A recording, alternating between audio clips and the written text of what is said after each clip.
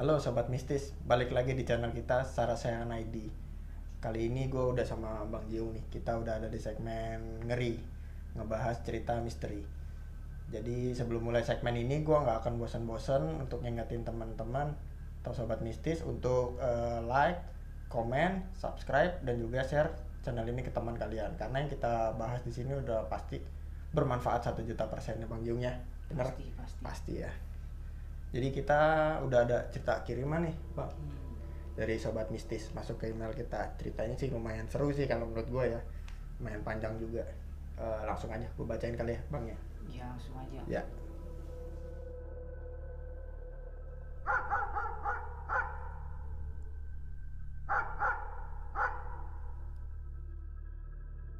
Halo Sobat Mistis, sebelumnya perkenalkan nama gue Ade. Gue mau berbagi cerita horor yang gue alamin. Kejadiannya kira-kira di tahun 2014 di acara gathering MLM yang gue ikutin.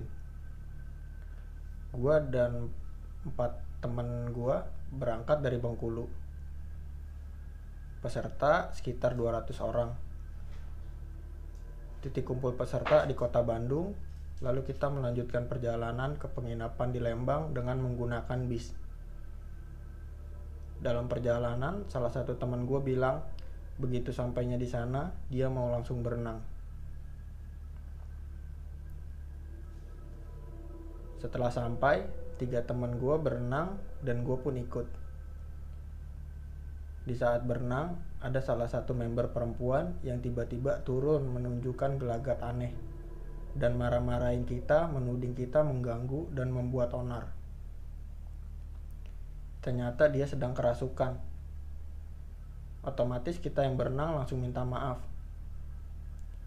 Tapi nggak sampai di situ aja. Member perempuan itu tiba-tiba nyinden dengan kesan yang menyeramkan. Terus lanjut ada beberapa member lagi yang ikut kesurupan.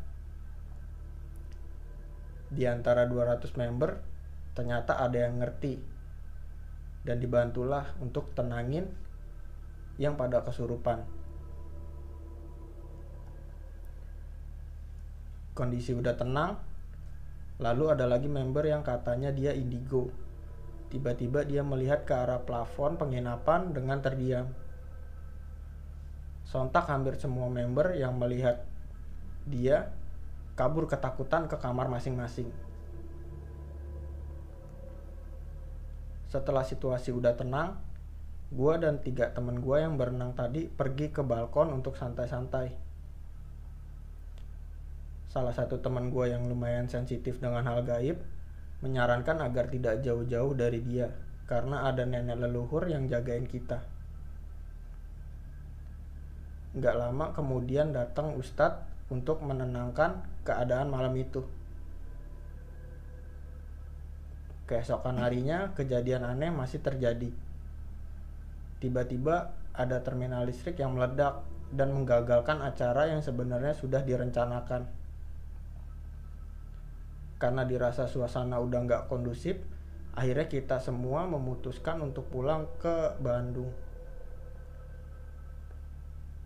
2 hari kemudian tiba-tiba teman kita nelpon meminta kita yang berenang saat di penginapan tempo hari untuk datang ke kosan wanita yang kerasukan di penginapan.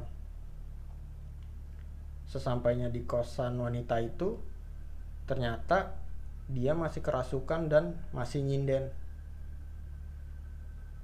Jin yang merasuki tubuh wanita itu meminta kita untuk meminum air yang udah disiapkan sebagai bentuk permintaan maaf. Setelah kita turuti, akhirnya wanita yang kerasukan ini sadar. Sekian Bang cerita dari gua. Maaf kalau ceritanya terlalu panjang. Makasih juga udah dibacain cerita gua. Sukses terus Sarasehan ID. Oke, makasih juga buat Ade yang udah ngirimin pengalaman horornya ke kita. Nah ini menurut gue sih panjang ya, tapi menarik sih Bang. Jadi gangguan itu kan yang dialamin sama Ade itu beruntun gitu Bang.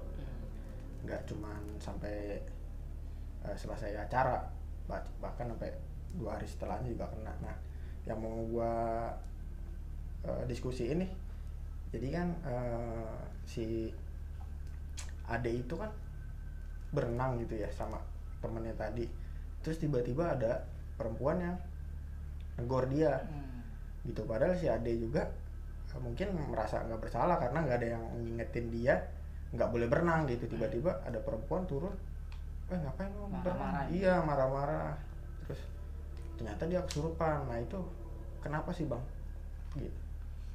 Apa karena dia melanggar sesuatu atau apa yang dikira bikin onar gitu? Ya kalau gue lihat di situ sih dampaknya sih bukan ke orang yang berenang. Iya. Dampaknya itu ke yang dimasukin itu, yang dibilang kesurupan sih itu lah. Dampaknya itu dari si orang tersebut, bukan dari yang berenang itu. Bisa aja yang kemasukan itu karena kurang spiritnya atau mengolah kebatinannya gitu. Oh jadi kerasukan itu nggak murni karena makhluk halus gitu ya? Kalau bicara kerasukan itu nggak semuanya kerasukan itu karena hal yang goib. Nggak semuanya itu, bisa karena suges, bisa karena pikiran, ya banyak, bisa karena suatu permasalahan yang banyak membebankan dia, bisa aja timbul jadi seperti itu, mengacunya lah gitu. Jadi mungkin karena ini kali ya bang, terlalu sensitif atau pekanya tinggi, iya, terlalu polos. Bukan terlalu pekanya juga, bukan, karena terlalu banyak dorongan di pikirannya dia itu, jadi terbawalah karena itu, bisa kesuges atau timbulnya jadi tertawa sendiri lah kayak gitu, kayak ya semacam kesurupan. Sebenarnya itu bukan karena goib juga sebenarnya, bukan. Nah kan si adeknya juga kan nggak tahu tuh salahnya apa. Nah terus kan biasanya kan kalau kita mungkin nggak tahu juga kondisi suatu tempat seperti apa gitu bang ya, historinya, apakah tempat penginapannya itu bekas mungkin sejarahnya mungkin kuburan atau apa gitu kan, nggak tahu gitu bang. Tiba-tiba jadi kesurupan massal gitu setelah ada yang nyinden tadi kan, bener kan? Nah itu sebenarnya nyinden itu manggil nggak bang? Jadi kena semua gitu dampaknya? Nah kalau dampaknya ini kan dari pertama kamu ngomong nih, sebenarnya itu kenapa saya bilang kurang kebatinannya gitu. Karena kan setiap tempat kamu mau datengin kemana kayak gitu, mau itu tempatnya baik atau buruk terlihatnya, ya seorang yang ngerti tentang kebatinan atau spirit lah gitu, dalam keagamaan manapun juga diajarkan kan harus permisi lah ya, kayak gitu, sopannya atau gitu ya, memberi salam ya, salam atau doa lah dengan agamanya dia masing-masing untuk bisa bertempat itu dengan aman. Mungkin di sana itu yang mungkin ini sebenarnya yang kemasukan itu karena pengolahan batinnya kurang, mungkin bisa aja dia sebenarnya. Nah gue juga pernah tuh bang, kalau yang lu bilang tadi tuh, jadi ngomong sama batin gue ketika gue lagi datang ke tempat baru dan gue merasakan ada yang sesuatu yang gak nyaman di gue. Jadi gue coba ngobrol sama batin gue, permisi, itu gue di sini cuma main, gak niat ganggu gitu, kalau bisa jangan ganggu juga, begitu kali maksud lo ya bang ya. Jadi karena tempat-tempat baru itu kan kita nggak tahu juga situasinya, energi yang di situ ada apa aja gitu kan. Mungkin kalau kita ngobrol gitu jadi ngeredam gitu. Nah terus tadi kan si Ade itu kan ada temannya juga yang ngingetin gitu bahwa dia itu temannya itu ada yang ngejaga leluhur gitu, makanya dia nggak kena kali bang ya, dari yang harusnya kan dia yang melanggar dia yang kena gitu kan, tapi malah sekitarnya yang kena. Apakah penjagaannya itu atau leluhurannya itu maksudnya berfungsi gitu? Kalau gue lihat ini si yang berenang itu nggak ngelanggar sama sekali, nggak ada langgaran lah bagi si dia mau berenang ke mau di dalam kolam dia mau ngapain, dia nggak salah sebenarnya, kagak ada salahnya, nggak ada benturannya dia juga dengan si leluhur dan goibnya di situ, nggak ada. Faktornya itu di sini ya karena si satu titik itu doang, si manusianya itu yang kemasukan itu. faktornya bukan karena yang si berenangnya ini sebenarnya. Yang berenangnya ini sebenarnya nggak masalah, emang itu tempatnya dia, kok udah ditempatkan posisi itu kolam renang untuk berenang. Iya, Ya benar. kalau dia dikasih kolam renang buat main yang lain bukan berenang, itu namanya salah. Jadi gue juga pernah dengar cerita nih bang, jadi cerita orang-orang yang mungkin dia punya leluhuran atau punya guru gitu yang merasa menjaganya dia gitu. Nah dia itu pergilah ke suatu tempat sama teman-temannya, dia merasa aman, jadi dia jiwanya jadi terlalu sombong gitu bang. Sini mana yang mau ganggu gua katanya. Gua ada yang jaga nih, jangan macam-macam sama gua, tapi malah temennya gitu yang kena, teman sekitarnya. Itu mungkin gak dari leluhurannya si temannya Ade itu jadi pemicu itu bang. Kalau kita ngebahas leluhur ya, kalau leluhur itu kan prosesnya itu kan bisa dari tertua dulu yang mengilmu, yang punya ilmu gitu, yang membutuhkan energi itu untuk penjagaan dirinya dia atau keluarganya atau untuk seorang anak yang dia tuju. Saya bisa aja nih teman lo ini yang dituju, sini nih gue jagain anak ini nih, tolong jagain anak ini untuk kehidupannya apalah ini dan penjagaannya apa ya, bisa untuk menjagain diri dia gitu. Kenapa yang tadi temannya yang dijagain leluhur dan temannya yang kena ya, yang nggak dijagain leluhur itu? Iya, karena dia kan nggak ada ini kekuatan spiritnya kayak gitu, kosong gitu ya ibaratnya. Iya. Tanpa ada penjagaan gitu. Jadi ibaratnya gampang lah gitu untuk disenggol-senggol sama hal ya, kayak gitu ya. nggak usah kita bilang gitu, kita takutin juga, pasti itu orang ketakutan kok. Itu aja. Padahal itu juga udah punya sisinya dia mah kosong gitu, gampang. Nah terus juga tadi kan si Ade itu kan setelah kejadian itu ya kalau nggak salah ya, jadi si perempuan yang pertama kali kesurupan sampai 2 hari pun dia masih ngikutin, padahal kan tadi udah dibersihin kan bang ya.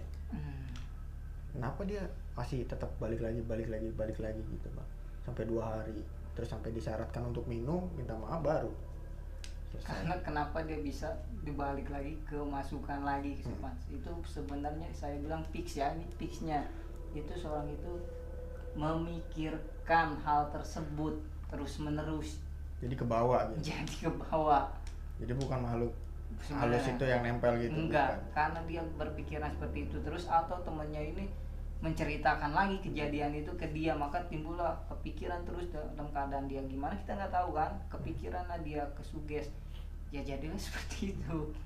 Jadi kita simpulkan bahwa kerasukan itu enggak ini ya bang ya, enggak semuanya itu goib, enggak semuanya karena makhluk goib gitu ya, karena dianya sendiri bisa gitu. faktor dari manusianya tersebut, apakah itu dia depresi, banyak pikiran, mungkin juga karena kosong, tanpa ada penjagaan spiritual atau secara agama gitu ya bang ya. Jadi menarik juga sih bang ceritanya, panjang. Enggak, oh ini bang, yang kabel tadi tuh kebakar tuh, yang meledak gitu, mereka kesuges, udahlah bubar aja lah gitu daripada ntar lagi, padahal sih nggak ngaruh itu juga. yang ngajakin bubar bukan karena takut setan, takut kebakaran. Bisa aja. Padahal itu sebenarnya sih karena takut itu sih bang kalau menurut gua, karena gila dari kemarin kita digangguin mulu, sampai sekarang digangguin lagi. Begitu pas kejadian kebakar apa kabel gitu kan meledak, udah bikin suasana makin kacau kan, pikiran kemana-mana. Aduh, berarti bukan karena makhluk halus. Bukan makhluk halus. Ya sama yang kembali yang gue bilang 200 orang itu kemasukan. Enggak semuanya tempat itu tuh semuanya itu dipenuhi jin gitu. Kan mungkin orang banyak yang bilang ya, masukkan 1 orang kok bisa semua, apa karena di situ banyak jin yang masukin ke 200 orang itu. Enggak juga, man. Nah tapi juga. Si Ade bilang juga tadi kan ada temannya yang indigo gitu, ngeliat langsung tuh di plafon gitu ada makhluk, atau dia kan nggak menceritakan dia ngeliat makhluk, tapi teman langsung pada bubar gitu, karena namanya indigo kan tiba-tiba gitu. Wah takut juga nih, ngeri nih, takutnya ada makhluk gitu kan yang mau ganggu, mungkin kekuatannya gede, jadi dia nggak bisa bergerak karena kan indigo kan udah terbiasa tuh biasanya sama hal-hal seperti itu, ngeliat gitu ya udahlah. Mungkin juga ya karena emang dia udah tinggal di situ gitu, jadi kabur gitu karena mungkin energinya besar kali ya bang. Kalau kita bicara indigo ya, kalau indigo itu kan hanya beda-beda tergantung kekuatan spiritualnya juga. Ada juga indigo itu yang hanya bisa ngerasain dan ngelihat aja, tapi nggak bisa mengendalikan suatu bentuk energi itu. Kita nggak tahu kan ini indigonya ini seperti apa, kita nggak tahu. Ya kan dia cuma di cerita itu dia cuma melihat itu doang. Kalau dia bisa mengendalikan ya lebih bagus gitu. Jadi untuk sobat mistis mungkin di sekitarnya nggak jauh ini ya bang ya, pasti ada yang pernah ngalamin temennya kesurupan atau apa ya, itu mungkin karena kesuges dari dianya aja kali ya. Mungkin kalau ada yang kesurupan gitu atau apalah namanya, coba aja kali dipancing sama kesukaan dia kan, langsung sadar gitu ya. Misalkan dia suka sama cewek, ada cewek lu dateng, kalau nggak kasih teh ayam gini deh bang, bawa apa nih? Kok baunya bau masih hangat gitu. langsung. Ya mungkin sekian aja kali ya pembahasan tentang ceritanya si Ade. Jadi sobat mistis, jadi kalau sobat mistis juga mau diulas cerita tentang pengalaman horornya, bisa langsung kirim aja cerita horornya ke DM kita atau ke Instagram kita, ke email. Kita juga ada Q&A nih, pertanyaan-pertanyaan gitu. Jadi Q&A itu akan dibahas di podcast kita di Spotify bang. Yes. Ya khusus, jadi kunjungin juga, jangan cuma di YouTube aja, jadi kunjungin juga podcast kita. Itu nggak kalah seru ya. Jangan lupa follow juga IG-nya Sarasehan. Sarasehan apa follow Bang Giung juga nih? Hah? Sarasehan aja. Sarasehan aja.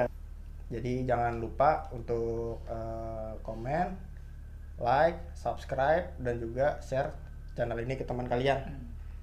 Kita juga masih ada segmen seram seputar ranah mistis. Jadi buat teman-teman yang mau mungkin memperdalami spiritual, bisa tetap saksikan di segmen seram ya. Terus untuk ulasan cerita horor nanti ada juga ditemenin sama Bang Giung gitu ya. Mungkin sekian aja, yang penting jangan lupa tonton terus.